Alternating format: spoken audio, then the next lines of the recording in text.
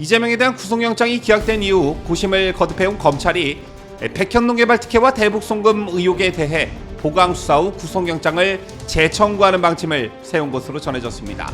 이 시기는 체포동의안 국회 표결 필요 없는 정기국회가 끝나는 12월 9일 이후가 될 것으로 보여집니다. 이게 갖는 의미를 살펴보겠습니다.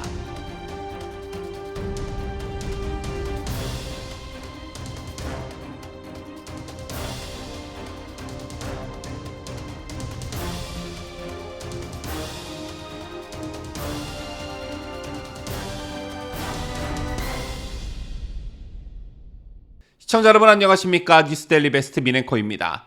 자, 오늘 굉장히 눈길이 가는 보도가 하나 있었습니다. 시사저널의 단독 보도였는데 이재명에 대한 구속영장이 기각된 이후 고심을 거듭해온 검찰이 백현동 개발 특혜와 대북 송금 의혹에 대해 보강 수사를 한 후에 구속영장을 재청구하는 방침을 세운 것으로 전해졌습니다. 자, 반면 영장실질 심사 당시 법원이 소명되는 것으로 보인다고 판단한 위증교사 혐의의 경우 이 사건만 따로 분리해 먼저 기소하는 것으로 가닥을 잡았다는 겁니다. 여러 가지 가능성을 놓고 고심을 거듭해온 검찰이 이렇게 방침을 정했다는 것인데 그 의미가 상당해 보입니다. 재미 언론에 알려졌다시피 검찰은 추석 연휴 기간에도 수사 기록을 재검토하고 영장 기각 사유를 분석한 것으로 알려졌지요. 보다 확실한 후속 보도가 필요하겠지만 시사저널의 단독 보도가 맞는다면 또 한번 검찰과 이재명이 외나무다리에서 피할 수 없는 정면 승부를 펼치게 됩니다. 특히 검찰로서는 구속영장을 재청구했는데도 불구하고 또다시 받아들여지지 않는다면 그때는 총선을 불과 3, 4개월 앞둔 시점으로 선거에도 상당한 영향을 미칠 수밖에 없기 때문에 나름의 리스크를 안고 가야 할 것으로 보여집니다.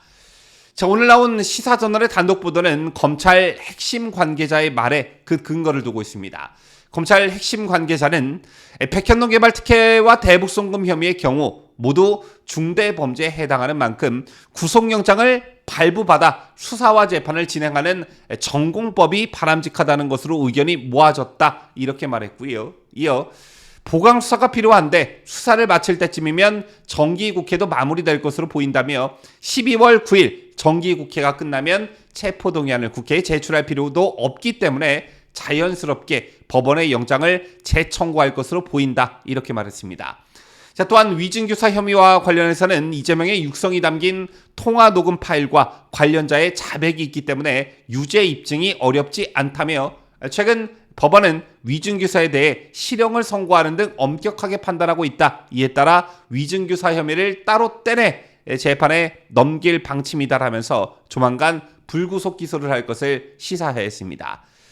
검찰의 같은 결정에는 우선 이재명 구속영장에 대한 법원의 판단이 큰 영향을 미친 것으로 보여집니다. 논란의 중심에 서 있는 유창흠 판사의 결정을 종합하자면 우선 위증교사 혐의는 인정, 그리고 백현동 개발 특혜에는 상당한 의심, 또 대북 송금은 다툼의 여지가 있다고 판단했습니다. 따라서 법원도 인정한 위증교사 혐의를 따로 떼내서 기소한 다음에 사건이 복잡성을 띠지 않고 증거가 명백한 만큼 신속한 재판으로 이재명에 대한 유죄를 받아내 수사의 정당성을 먼저 확보하겠다. 이걸 가장 단기적인 목표로 정한 듯 보여지고 그 다음 백현동과 쌍방울 대북 송금과 관련해서는 국회 비회기인 12월 9일까지는 아직 시간이 넉넉히 남아있는 만큼 보강 수사를 더해서 구속영장 발부 확률을 높이겠다는 취지로 보여집니다.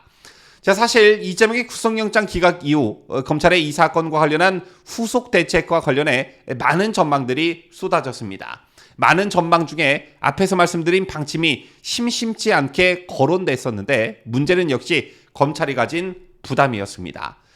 선거가 가까이 와 있는 상태에서 야당 대표를 상대로 구속영장을 그것도 체포동의안이 필요 없는 비회기에 과연 칠 수 있을까? 이게 부담이 상당하지 않겠느냐라는 이유에서였는데 결국 검찰이 이렇게 방침을 정했다는 것은 아무래도 혐의 입증에 대한 자신감이 깔려있는 듯 보여집니다.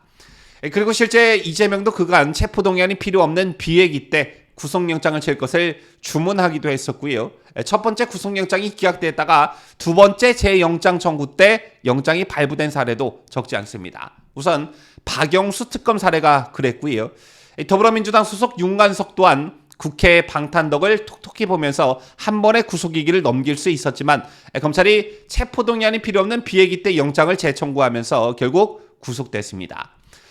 어쨌든 앞서도 말씀드렸지만 이재명에 대한 구속영장을 재청구했다가 또다시 기각되면 검찰은 그야말로 회복하기 어려운 치명상을 입게 되고 또 이게 총선을 3, 4개월 앞둔 시점이라는 점에서 선거에 미치는 영향도 상당합니다. 따라서 불구속 기소로 방침을 정할 것이다 라는 게 그간 법조계의 대체적인 전망이었던 것입니다. 그런데 검찰이 피해가지 않겠다며 전공법을 택했다 이렇게 볼 수 있는 것인데요. 자, 우선 영장실질심사 과정에서 가장 냉담한 판정을 받았던 게 바로 쌍방울 대부송금 관련 사건입니다.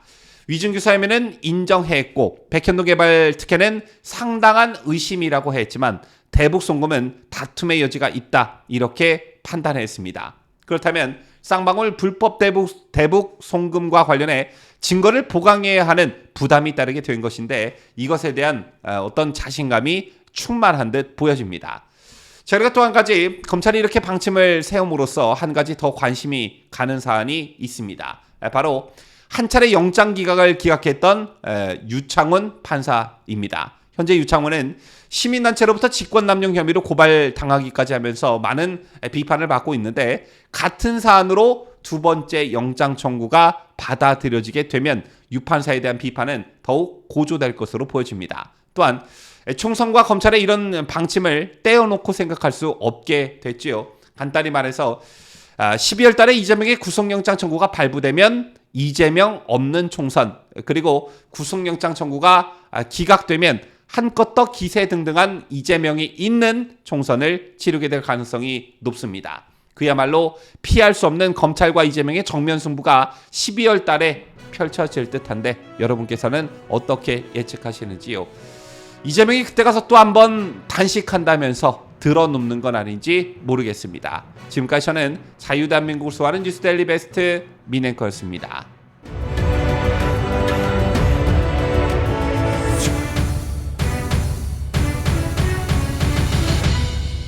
함께해요. 뉴스데일리 베스트.